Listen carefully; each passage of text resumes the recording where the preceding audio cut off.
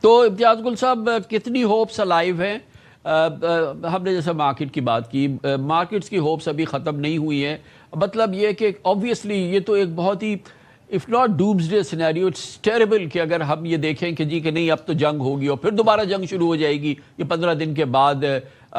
تو کیا لائکلیہڈ ہے اس بھی صورتحال میں جہاں پر ایران کی جانب سے جو ہے وہ ابھی تک کانفرمیشن نہیں آئی ہے، کم از کم یو ایس کی لیول پر تو ان کا ڈیلیگیشن ریڈی ہے، وائس پریزیڈنٹ ریڈی ہے، they are ready to take off, لیکن ایران جو ہے وہ ابھی بھی جو ہے وہ ڈاماڈول ہے اور وہ اس بات کو کسی بھی منٹ جو ہے وہ فارملی کنفرم نہیں کر رہا ہے. انڈرسٹینڈ کہ ان کے جو امپورٹنٹ لیڈرز ہیں وہ پرائیویٹ کانورسیشن کے اندر تو انہوں نے انڈیا کا اظہار کیا تھا کہ وہ آئیں گے. تو اس وقت آپ کے نزدیک جو ہے یہ جو ڈاماڈول سچویشن ہے یہ کہاں سیٹل ہوگی؟ دیکھیے کامران، شکریہ اور مبارک آپ کو اس پروگرام کی. جو بنیادی طور پہ اسلام آباد میں ہونے والی بات چیت کے کو آؤٹ کم ہے اس کا اس وقت دار و مدار ایران پہ ہے. آپ دیکھ لیجئے کہ ان کی خاتم الانبیاء فورس کے کمانڈر جنرل عبداللہ، صدر پزشکیان، نائب صدر اور ساتھ میں جو وزارت خارجہ کے ترجمان ہیں، ان چاروں کے اگر بیانات آپ دیکھ لیں گزشتہ 24 گھنٹے کے، تو اس میں ایک بات بہت واضح ہے کہ ہم نے دباؤ کے تحت گن پوائنٹ پہ اپنے قومی معاملات پہ، قومی سیکیورٹی معاملات پہ سمجھوتا نہیں کرنا ہے، اور انہوں نے اس کو ویپنائز کر لیا ہے آبنائے ہرمز کو. ان کا یہ کہنا ہے، دعویٰ ہے کہ آبنائے ہرمز پر ہمارا اختیار ہے، ہم نے اس کا تعین کرنا ہے کہ یہاں سے کون گزرے گا، سے گزرے گا. تو میرا خیال ہے جو ڈونلڈ ٹرمپ نے ابھی کچھ دیر پہلے ایک انٹرویو میں یہ کہا، بالکل ایسی جیسے 2 دن پہلے انہوں نے کہا تھا، اور ملتی جلتی بات انہوں نے یہ کہی کہ میں بات چیت کے لیے تیار ہوں، ہم ڈیل بھی آفر کر رہے ہیں ایران کو، اور اگر بدھ کے روز، اول تو یہ کہ میں فائر بندی میں ایکسٹینشن نہیں چاہتا، میری خواہش نہیں ہے، اور اگر بدھ کے دن تک اگر ہمارے مذاکرات میں کوئی اس کا نتیجہ نہیں نکلتا پھر ہم بمباری کریں گے، اور ہماری فوج ایران کو تہس نہس کرنے کے لیے، بمباری کرنے کے لیے مکمل طور پر تیار ہے. تو یہ جو ڈونلڈ ٹرمپ کا اس وقت رویہ ہے وہ ایسے لگ رہا ہے کہ جیسے کسی گاؤں کا ایک چودھری بدماش آتا ہے، ہاتھ میں اس نے بندوق لی ہوئی ہے، اور وہ آ کے دوسری پارٹی سے کہتے ہیں کہ آپ کے پاس یہ ڈیل ہے، یا ڈیل قبول کر لیں ورنہ ہم آپ کو قتل کر دیں گے، آپ پہ ہم حملہ کر دیں گے.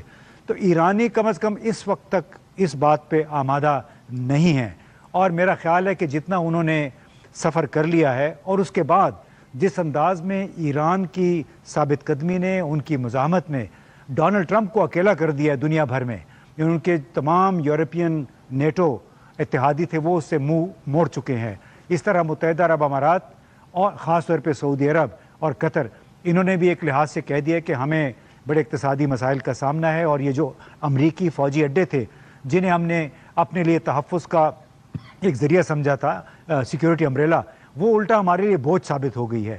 تو لہٰذا اس موقع پہ ڈونلڈ ٹرمپ چاہتے ہیں کہ اس معاملے میں سے نکلیں، اس لیے وہ سیز فائر میں ایکسٹینشن نہیں چاہتے ہیں. وہ ان کی میرا خیال ہے کوئی بھی قیمت ان کو ادا کرنی پڑے وہ اس پہ آمادہ ہیں. ایرانی جو ہیں وہ عزت اور وقار کے ساتھ ان مذاکرات میں آنا چاہتے ہیں، اس تاثر کے برعکس جو کہ مغربی ذرائع ابلاغ اور کچھ ہمارے ہاں بھی لوگوں نے یہ قائم کیا کہ ایرانی دوڑتے ہوئے آ جائیں گے جب امریکی وفد یہاں پہنچ جائے گا. بالکل ان کو آنا چاہیے، بات چیت ان کو کرنی چاہیے. ظاہر ایک چھوٹا ملک ہے، بالکل اکیلا امریکہ، اسرائیل اور باقی عرب خلیجی ممالک ہیں، ان کی فائر پاور کے سامنے وہ کھڑا رہا ہے.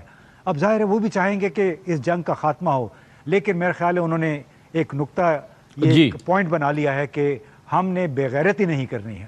امتیاز گل صاحب، آپ نے اپنی پریویس رپلائی میں ریٹرک کی بات کی. آپ نے کہا کہ انہوں نے کہا کہ اب تو میں نے کوئی ایکسٹینشن نہیں دینی ہے، میں نے جو ہے وہ سیز فائر ختم کرنی ہے. میننگ بائی کہ جی کہ میں نے جو ہے وہ تمام ان کے گریڈ سٹیشنز ختم کر دینے ہیں، میں نے بریجز گرا دینے ہیں، اور ہم نے وہ کرنا ہے ایران کے ساتھ. اب وہ نہیں کہہ رہے کہ سویلائزیشن کو میں تباہ کر دوں گا، لیکن انہوں نے کہا کہ وہ میں کروں گا جو کبھی کسی نے نہیں کیا ہے.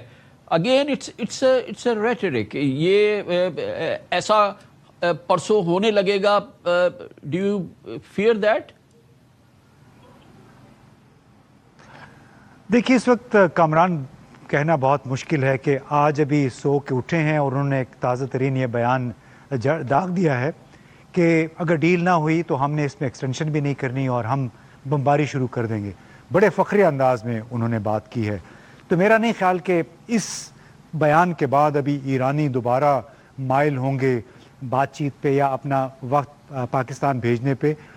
मेरा अपना ही ख्याल है कि कल सुबह जब उठेंगे डोनाल्ड ट्रंप रात के बाद और उनका वफ्द पाकिस्तान पहुंचने वाला होगा, अगर वो आज रात चल पड़े, हो सकता है वो कुछ मुसालिहाना अंदाज में कोई एक दोस्ताना सा ट्वीट दाग दें कि जी मैं हो सकता है ख़ुद चला जाऊं या जेडी वांस जो है पहुंचने वाले हैं। तो तमाम तर दारोमदार इसमें अब हतमी तौर पे कहना बड़ा मुश्किल हो गया है, क्योंकि उनका जो अनप्रेडिक्टेबिलिटी है, जो गैर यकीनी अंदाज है, जिसका आप अंदाज़ा नहीं लगा सकते कि 3 घंटे के बाद डोनाल्ड ट्रंप ने क्या कहना है, क्या फ़ैसला करना है। इसी वजह से उनके आसपास के लोग भी मुझे लगता है उनसे काफ़ी खाइफ मालूम होते हैं, उनसे बात करने से वो डर रहे हैं। कोई सही बात कहते हुए उन्हें खौफ होता है कि कहीं हमें डिसमिस ही ना कर दें। तो इसलिए इस मौके पे ये कहना बहुत मुश्किल है। एक बात अलबत्ता बड़ा ज़रूर है कि ईरान इतनी आसानी से ये बदमाशी का जो अंदाज़ है, जो डोनाल्ड ट्रंप की कलब लहजा है, इसको कबूल करने वाला नहीं है। अलबत्ता जो अमेरिका के अंदर इक्तसादी दबाव जो आ रहा है मईशत पे, ये तमाम जंग की वजह से, क्योंकि ब्रेंट क्रूड ऑयल और तेल की कीमतें का तयन चूँकि ब्रेंट क्रूड से होता है, लिहाजा उसका बराह रास्त असर अमेरिका पे भी जाता है। और आपको मालूम है अमेरिका सबसे बड़ा प्रोड्यूसर भी है, सबसे बड़ा एक्सपोर्टर भी है। तो उस प्रेशर के तहत मेरा ख्याल है कि डोनाल्ड ट्रंप अभी इस मखमसे से निकलना चाहते हैं। उन्हें एक फेस कोई शक नहीं है कि वो सुपर इम्तियाज गुल साहब अपनी जो उनकी स्टैंडिंग है, जो पॉपुलैरिटी है, उसकी निचली तरीन सतह पे खड़े हैं। 33% सिर्फ अमेरिकन या उससे भी कम जो है वो उनके कुछ हामी हैं। बाकी 77% जो है वो 67% जो है वो उनके खिलाफ है। इस वक्त सामने मिड टर्म इलेक्शन खड़ा है, आगे उन्होंने चाइना का विजिट करना है। ये पूरी सूरत हाल ये है। और